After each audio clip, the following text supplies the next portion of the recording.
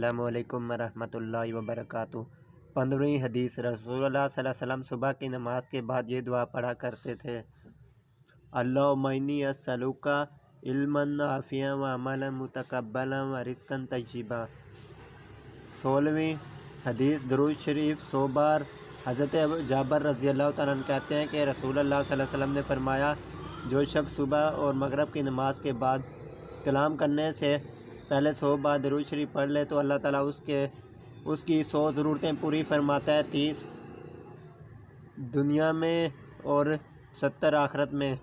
اللہم صلی علی محمد۔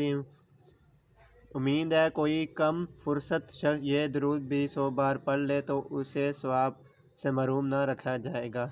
تو ساتھیو، یہ درود شریف اور یہ حدیث ہے، یہ 15ویں حدیث ہے اور یہ 16ویں حدیث ہے۔ تو آپ پڑھنا چاہو 100 بار پڑھ سکتے ہو، لیکن میں صبح شام ایک بار